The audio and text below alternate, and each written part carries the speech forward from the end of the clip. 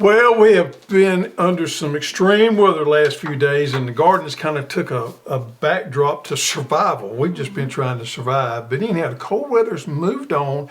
I think it's time to start back talking, thinking, concentrating on gardening. Today, we're going to be talking about what to do after the cold spell moved through and potatoes, because it is that time. Welcome to the Row by Row Gardening Show, the best dadgum gardening show on the internet, where we talk about gardening, a little bit of cooking, and growing your own food. Now sit back and enjoy. Well, I've actually didn't suffer near as much damage in the garden as I thought I was going to. We got down in the low 20s, but the thing about it is we got in the low 20s several nights, and we got 5 to 6 inches of snow. And the snow just melted a couple of days ago. Our snow held around in the shade in certain spots. 6 to 7 days. 6 to 7 days. So that was just unreal. Unbelievable. In my lifetime, I have never, and I'll be 60 in May. I've never seen this much snow where we live. And but the snow actually did us good. It insulated our plants, and we, thank goodness, we had little, if any, damage. Very little damage. Now, my celery got burnt back in my grow bags, but you know what? I think it's going to come back. I'm going to cut it off. I think it's starting to put out new growth. I think it's going to come back. Well, some of mine was a little limp, but the majority of it, when the sun came out, straightened back up, and I think it's going to be okay. Onions look good. The snow insulated our onions, so we was all good there. I had some broccoli and cauliflower that were just starting to bloom, and it didn't turn them mushy. Yeah, so thank goodness we turned out okay. We really didn't get into teens. We flirted with the teens, but I don't think we got into teens. Some of you guys that got into the teens, y'all may have seen more damage than we did, but we actually was pretty lucky. The snow and the cold weather actually hit us at the right time, so they worked well in conjunction with one another, because that we snow. didn't get a lot of ice. Didn't get a lot of ice, got some ice on the road. We had to shut down for an entire day and about a half a day. We shut down last Wednesday all day long, and it was a ghost town where we lived because there was ice on the road and nobody went nowhere. And the next day we still had a little ice, so our people didn't come in until mid-morning or so. So we was down probably close to a day and a half. Yeah, and then UPS didn't run for 3 days. We had the holiday and then the 2 snow days. Did post office run? Post office actually did better, believe it or not. Post office picked up, because we have a post office truck comes by. They picked up on Martin Luther King Day. Although the post office wasn't open, they still had packages going through their system. So they picked up. UPS did not pick up on Martin Luther King Day, and post office picked up on every day except for Wednesday. And UPS did not pick up on Tuesday, Wednesday, and we had to call them to get them to come on Thursday. They weren't scheduling us on Thursday, but we're back in the realm of normal right now. So on those plants, how would you assess the damage? How would you say this one's gone? How much time would you give it? If I lost the entire top and I gave it another week or so and I didn't see any green in the bottom of it coming back out, I would probably discard it. But if you lost the top, and that's pretty extreme, if you lost all your top, and I'm talking about onions, I'm not talking about, if you got cauliflower, broccoli, or anything like that, and the plant top is gone, they're gone.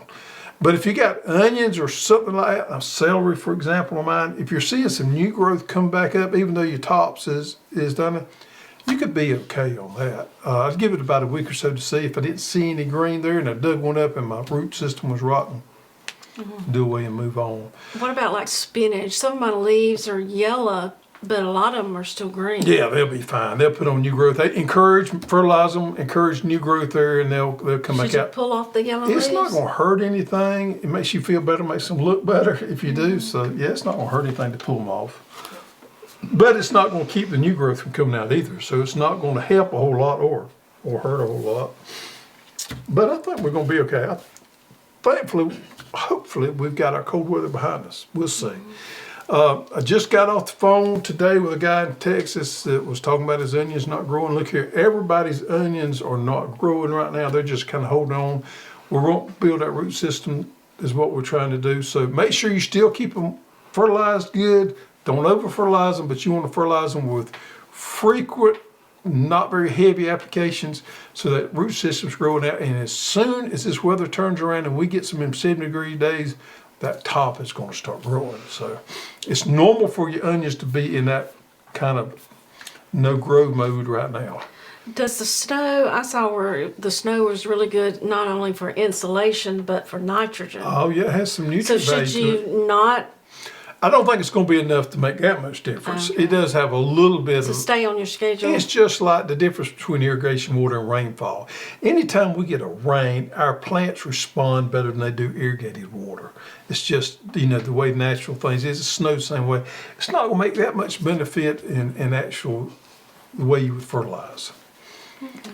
But anyway, potatoes are in. We're shipping out potatoes, folks, and we want to talk about potatoes today because we got a lot of information on potatoes and what it has meant in our lifetime and how we have used potatoes, homegrown potatoes, why you should be growing homegrown potatoes, and why you shouldn't be scared to grow them because they're easy to grow. Let me back up a minute.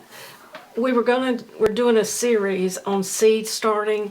We did the germination mats, we did the seed starting mix, and today we were going to actually show the equipment. Yep. But one of our trays is not in, so we'll pick that up next week. Yep, we'll finish that up next week. We have a little bit of a hiccup. Our mold, I went to the plastic place in Valdosta, Georgia, that shoots our plastic parts. I went over there last Monday. We did a sample shoot of the bottom. Everything was fine. They was going to run a sample shoot of the actual tray Tuesday, and part of it broke. So they had to redo that. And hopefully today we'll be getting those runs. So next week we should have those fine. Hopefully.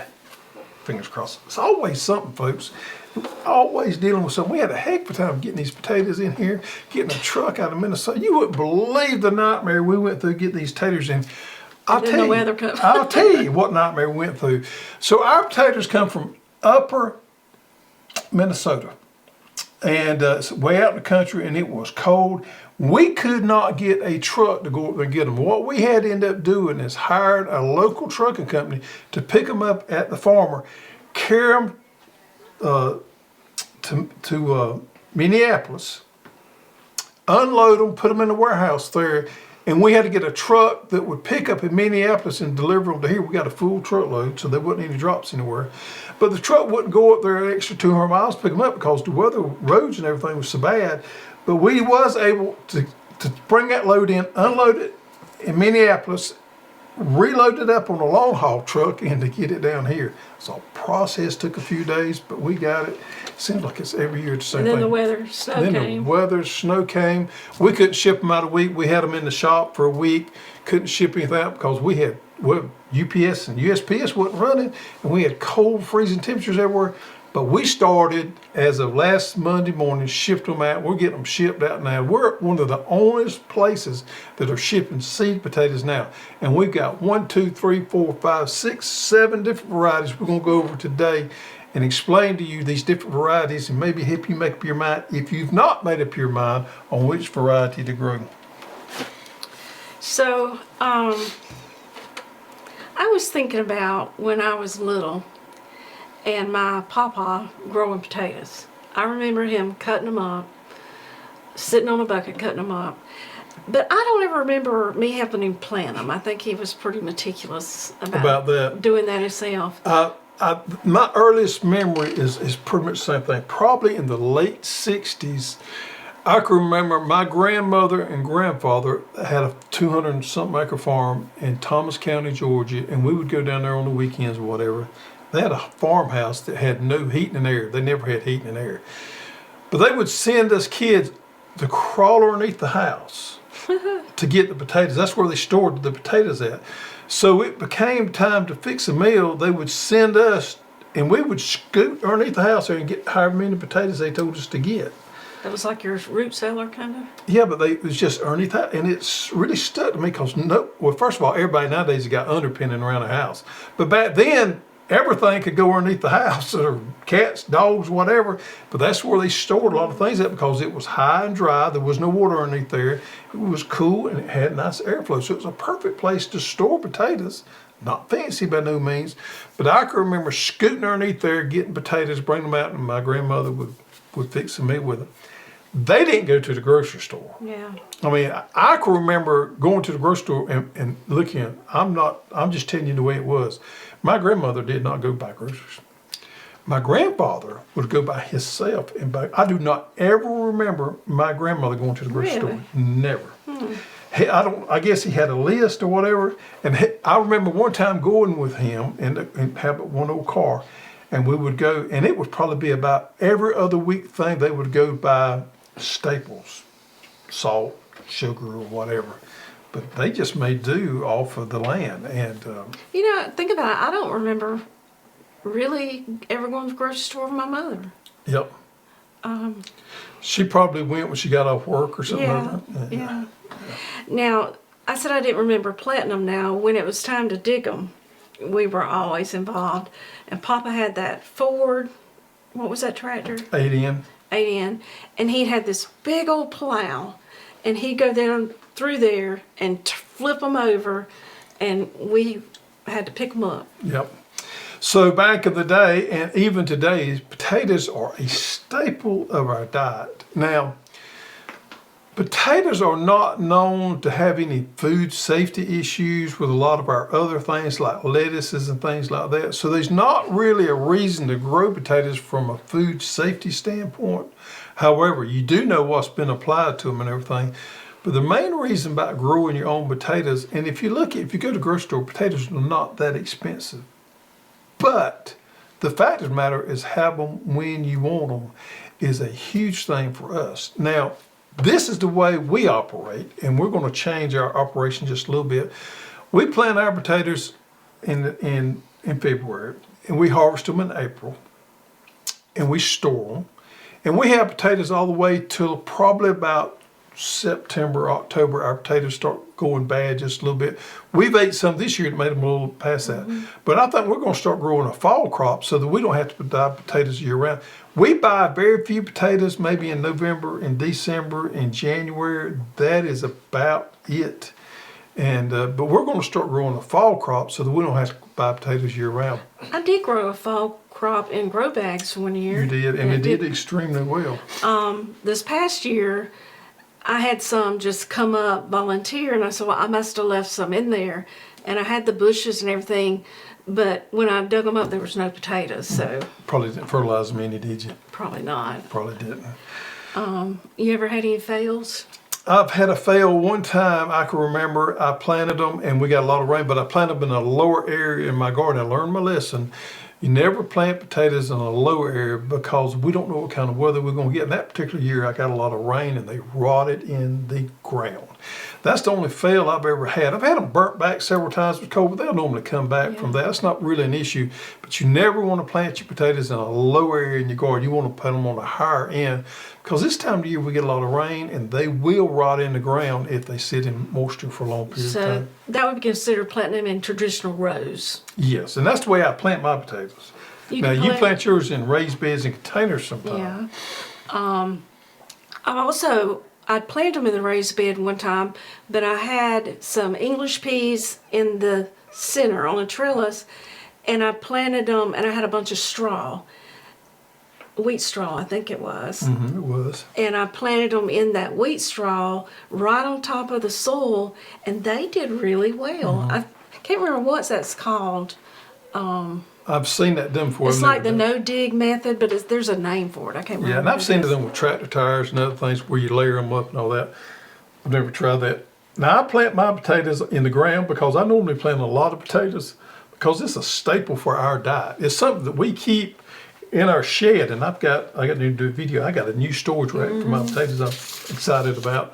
But we put them in our barn, and it's important that we have a lot of potatoes so that we can have something to eat off of all the way through the summertime going into fall. Now, we're going to start planting. I've never planted them in the ground before, but I'm going to start planting a fall crop. So this is going to be my strategy for this year, and I hope I'm going to maintain this going out. That way we will never have to buy potatoes again. plant our spring crop like we've always done. And then come September, I'm going to plant a fall crop in the ground, and that'll come off around 1st of November or November-ish, and that way we've got potatoes going all the way in. Now, I might not plant as many in the fall as I do. Will you use the potatoes from the spring to plant? Yes, and that's my point. Seed potatoes are not available during the fall of the year. A lot of people like to plant their fall potatoes, and they always email us about seed potatoes. Seed potatoes, for the majority, are grown in the north U.S., Maine, Minnesota, and places like right there. And their crops don't come off till late summer. So they don't have them harvested, graded, and ready to go by fall. They'll only have them ready by the February. So seed potatoes, you can just not buy seed potatoes in the fall of the year. So this is what I would recommend. Keep your summer potatoes laid out, and what you don't eat will be sprouted out like these are starting to right here. And then plant them for your seed potatoes in your fall of the year. Now you may ask the question, well, why can't you do that in the springtime? Why can't you just keep your potatoes and continue to plant them? You can. You can keep your potatoes and continue to plant them. You can buy store-bought potatoes and plant them. The issue becomes after a period of 3 or 4 years, if you keep your own potatoes, you may start getting some disease in there, and they start morphing out from true to variety. So the potatoes we sell, and just about everybody else that sells as seed potatoes, are what they call certified blue tag varieties. And what that means is they're free from disease and they're true to varieties. What happens with potatoes, if you continue to use the same seed potatoes out of your garden year after year, is you can get some disease in there. Also, they can get weak on the genetics from the variety. So the commercial seed potato people go back to foundation stock ever so often to keep the variety and keep the disease at bay. So that's the reason you want to buy certified seed potatoes ever so often. Now, I'm not going to sit here and tell you got to buy them every year, but I would about every 2 to 3 years. If I was saving my own seed stock, I would try to refresh them to some certified new stock every 2 to 3 years. This is just me, I normally replant from seed stock every year on my spring planting, but I'm going to use the same potatoes that I grew out for my fall potato planting. Potatoes normally need, when you harvest them, this is really not an issue. When I'm talking about planting them in the fall, I'm talking about for us southern gardeners. You guys way up north, you just can't do it. You have to plant yours in the spring, growing in the summertime. But in the fall, we can grow a fall crop and a spring crop. When we harvest potatoes, they go through a 2 to 4 week dormant period. When you harvest them for 2 to 4 weeks, they're not going to sprout. They what they call that dormant stage there. Now you can eat them fine in that stage, but they're not going to put sprouts out. So we harvest ours in April. We're not going to plant them again in September, so we got plenty of time there to let them get out of that dormant stage. But just FYI, they do go through a dormant stage 2 to 4 weeks. So you can't dig a potato up, turn around and replant it and expect it to sprout back out, because it has to go through that stage. I didn't know that. Yep.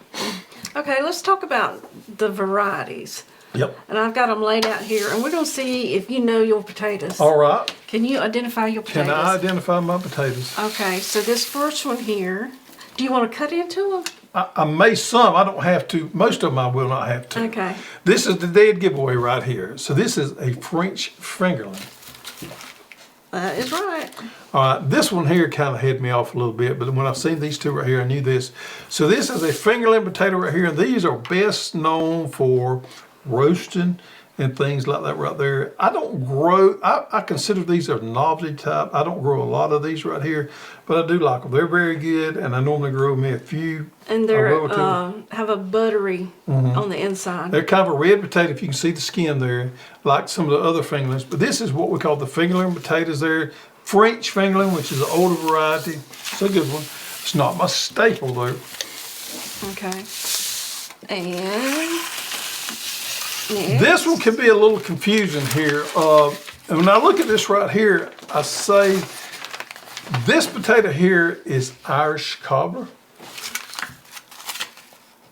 Yeah. And the reason I say that is because it's a little bit smaller potato than some of the Yukon Golds and the Kennebecs and things like that. Now, the Irish Cobbler is an old variety. An heirloom. Old heirloom 1870. Yep.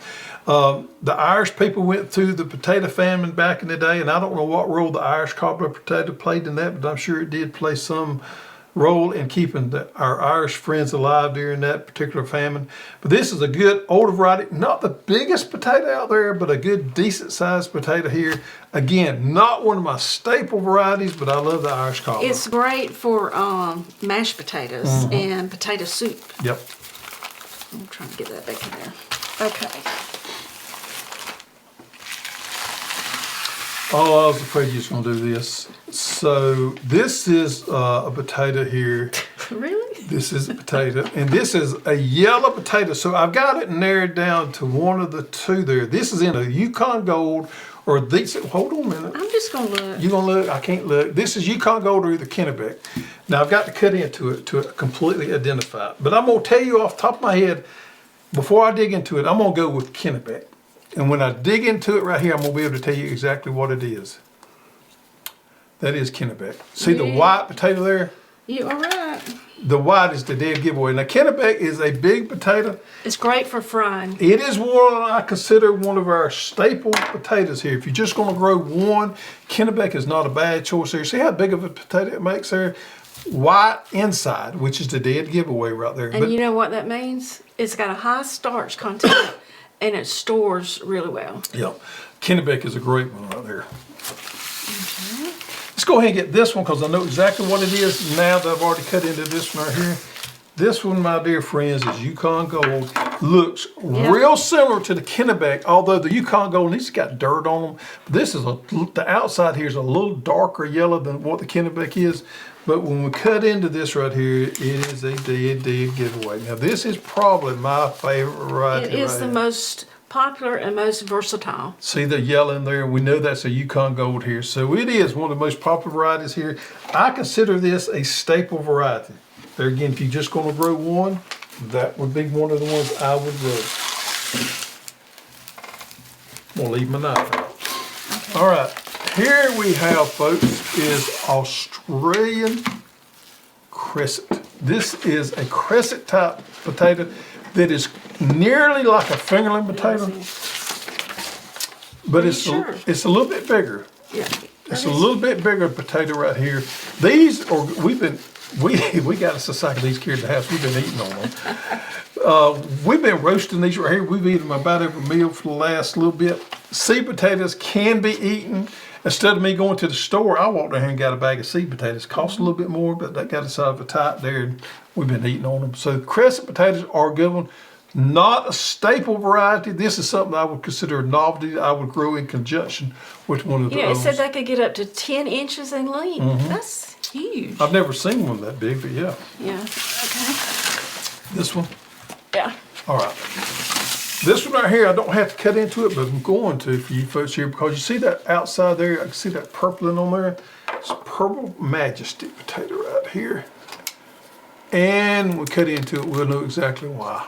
Look at that dark, deep coloring in there. You know what that means? High in antioxidants. Yeah. Anytime we see that color there, we know it's nice and healthy for me. A novelty variety. Great taste. If you got kids or you just like to be a little adventurous sometimes, plant you some of these right here. It's a decent sized potato right there. Similar to maybe the Irish Cobbler there, more lengthwise than round. A wonderful potato, not a staple. They store all right, they store pretty good, but maybe not as well as some of the rest of them. I would plant me a few of these along with what I call a staple variety. All right, here we go right here. This one can be a little funny right here. This right here is red Norland. Check me out, make sure I'm right. Yeah. Yep. Dark red. These are red Norlands. All right. This is what I consider a staple variety right here. This potato probably doesn't get, it gets pretty good size. I think the Yukon Gold probably makes a little bit bigger potato than these does. But if you heard the term talk new potatoes, this is the type they're talking about right here. Let's dig into one of them. See what it looks like. Has that dark red color on it. It's great for boiling and roasting, and it stores really well. Has that white inside like the Kennebec does. Now, what I like about this variety right here is for a red potato. For us gardeners here in the deep south, this is a good heat-tolerant variety. Probably the most heat-tolerant red potato that I'm aware of. So for us Southern people, and That's we love our our red favorite. potatoes, this is your favorite. It's red Norland. They're like, when you eat them fresh, they just like melt They in are your good. mouth. All right, so here we have Viking. Yep. The reason I know it's Viking, it's got a little different color to the outside of it than the red Norland, maybe a little lighter red there. This is a good size variety right here. We don't sell as much as this as we do some of the rest of them. Has a white inside right there. Real similar in size as the red Norland right there. A good potato, but I know some people may disagree with me. I don't consider this a staple variety. It stores well too. Stores well. All right, so the ones I consider a staple variety, folks, is the red Norland, the Yukon Gold, and the Kennebec. I would grow one of those, and then if you want to pepper in some of these other varieties, that would be my recommendation to you. The Viking could probably go either way, but I don't consider it. It's not one of my staples anyway. And we do have a potato sampler, and it has the red Nolands. The Yukon Gold and Kennebec, your favorite. Yep. So you can grow those and see which one works best for you. The Yukon Gold is my favorite. The red Norland is her favorite. So everybody's going to have different favorite ones there. But a little bit of something for everybody. Okay. If you order your potatoes now, what you want to do is you want to lay them out in a cool, dry spot. And next few days, what you're going to see is them start to sprout. Let me get this right here. It's probably a better one right there. These eyes are starting to sprout just a little bit. Do you need to wait till they sprout to plant? Need to wait till they sprout. I have not. I planted them without them sprouting. It just takes a little bit longer. Ideally, you want those sprouts to sprout out a little bit. That way, when you cut them up and you cut those eyes out, you know exactly where you cut them at. But they'll do that when you lay them out. They sprout. It's called the chitting process, and that happens. Then I go in there and I cut them up. Cut my eyes out. I normally leave 2 to 3 eyes per cutting. Now let them heal over for a few days, and it's time to plant potatoes. Yeah, we get emails all the time that they receive the potatoes and there's no eyes. Yep, there's eyes in all potatoes. They just may not have sprouted. This is an example of this right here, this Yukon Gold. I mean, you can see the indentions in there where the eyes are going to sprout out, but you can't see them sprouting any right now, and that's okay. But you lay them out for a few days, and they're going to sprout out fine. So never fear, your potato has eyes. There ought to be a joke there somewhere, hadn't there? Yeah, I do have a potato joke. You do have a potato. Yeah. If I can find it. Why did the potato break up with the carrot? Because they had eyes. No. The carrot was just too rooted in its ways. I never heard that one. All right, so potatoes, folks, if you want to plant potatoes, and I think you probably should, and I'll tell you the reason we plant potatoes.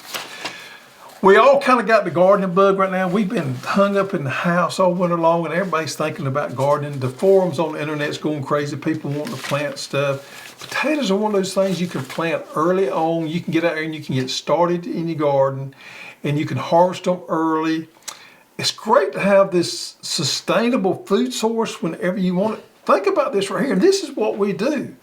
We just walk up there to the barn in the afternoon, and you'll send me up there to get some potatoes. Go get some potatoes. We just know we've always got potatoes to eat. So we go up there to the barn and get us a few potatoes, come back, and we can cook them with any meal. At any given time, most of the time out of the year, we've got potatoes in the barn, just like we do our onions, that we can go up there and get. And I also can potatoes. And when I do my English peas and my green beans, I put half beans and half potatoes. So in those months we don't have them. And the last year I also freeze dried some. And they're really good for soups and mashed potatoes. Mm-hmm. Now, as far as the flavor goes, this is me. When our potatoes first come in and we go dig them out of the garden and eat them immediately, they have a freshness to them that is unmatched from grocery store potatoes. So that first 3 to 4 weeks there that we're eating fresh potatoes off the chain, you can tell a huge difference. Now, after we store our potatoes and we go to harvest, we go to eating on them like in the summertime after they've been stored for a little while, I can't tell any taste difference between them and store-bought potatoes. Just can't. But it's the idea of being sustainable and having it where we want it. So As far as flavor goes, they are a difference when we first harvest them, but the main thing is having a sustainable food source and being able to enjoy those potatoes fresh out of the garden when they come in. Those new potatoes are real tender and a lot more fresher tasting. Yeah. So put in the comments what your favorite potato is, and if you've had any potato struggles. Yep. Potatoes are easy to grow. Even if you're a first-time potato gardener, I would encourage you to do it extremely forgiving, follow a few of the basic rules, and I promise you, you're going to be able to grow some nice potatoes. Whether you got a big spot like I got, whether you got raised beds like she's got, or even a grow bag, no excuse why you can't be growing your few potatoes. And on our website, we have a potato growing guide, which talks about them in raised beds versus in the ground and in grow bags, I think. Yep. It talks about how many and how to plant them in a grow bag. So check that out too for all the specific details. And we've done many videos on how to plant, how to harvest. We have been growing potatoes. How long have we been married? 40. Do you think there's been a year we didn't grow potatoes? Yeah. Early on, they probably was. When I was in that wreck and on crutches for that year. Yeah, there was a couple years early on that we didn't, but for the most part, I'd say for that 35, that 40 years, we've grown potatoes. Anything else, we usually have potatoes. Yep. Always. Yep. Okay, moving on, garden spotlight. Yep. And these pictures were back during the summertime, I can promise you that. Right. But that's okay. And this is Tina Jerger, Zone 8B, Tyler, Texas. And she sent a bunch of photos. We're going to show a tomatoes first. So this says this is her fall winter garden. Oh, it could be a fall garden. I'm going to say winter garden, but it could be a fall garden. Oh, some of these are from the fall garden. Yep. Okay. She said she has broccoli, cauliflower, cabbage, onions galore, sweet peas, cilantro. All right, so let me get the sweet peas up. Here's her sweet peas right here. On a trellis, she did the right thing there. Look really good. Man, look at the peas there. Wow. All right, here's her broccoli. Looks like it's kind of floreted out there. So she's got plenty of good little sprouts there to harvest off of. And her peppers. Yeah, the peppers are from summer, as well as the tomatoes. This looks like a small crop here of, she got a bunch of pictures here. Yeah. Oh, it looks like Alabama blue collards there. Yeah. I don't know what variety that is, but it looks like the Alabama blue to me. I'm not sure when she sent this in, but she had not had a hard freeze yet. Yep, she's got some greens there growing. It looks like maybe collards also. I can't really tell. Maybe broccoli or something other. And then there's a hodgepodge of things right here. Onions. Yep, there's a little more cabbage, maybe some ornamental cabbage. And onions is last but not least. She's got some drip going there on them. Thank you, Tina. Yep, she's got a lot growing on. All right, so we got to do the old goat. The old goat is a figurine on the set here somewhere, folks. And if you find the old goat, put it in the comments below, and next week we'll have a drawing. Now, we told you last week that the old goat had a little bit of an accident. And what happened to him? You knocked him down. And he's missing a horn. Missing a horn now. So he's half horned. He's also missing part of a leg. Is he? Yeah. Yeah.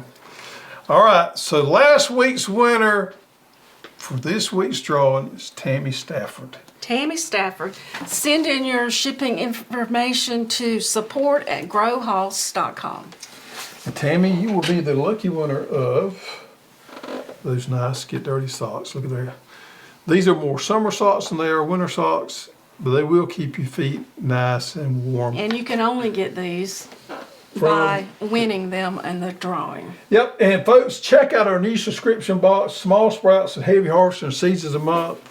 We just sent those out this last week here. So if you know somebody that's new to gardening, or you're an experienced gardener, but you want more of things ordered and you get them when you need them, we have these things stretched out, so we send you exactly what you need every month out of the year, and you get an exclusive discount every month inside the box. Plus you get stickers, recipe cards in there, plant labels, a whole host of things, more than I can even tell you. But the subscription boxes are doing extremely well, and I think I think it's the cat's meow. So the January box will be available till January 31st. Yes, you can order, if you subscribe now, you can receive the January box all the way to 31st. And at 1st of February, we'll switch over to the February box. And if you subscribe between the 1st and the 15th of February, your box will ship on the 15th of February. And same thing, if you subscribe after the 15th, it will ship at the time you order or subscribe. All right, folks, thank you for joining us. Hope you're excited about Tater Time as much as we are, because we're excited. We're getting them out of here. We're shipping them out like crazy. I told our people, I said, we got to ship out potatoes for probably the next 2 weeks if the weather holds up. And the weather's looking good. So we're getting them out to you so you can have them when you plant them, when you get ready and the time gets right for you. Thank you for joining. Get outside and get those hands dirty.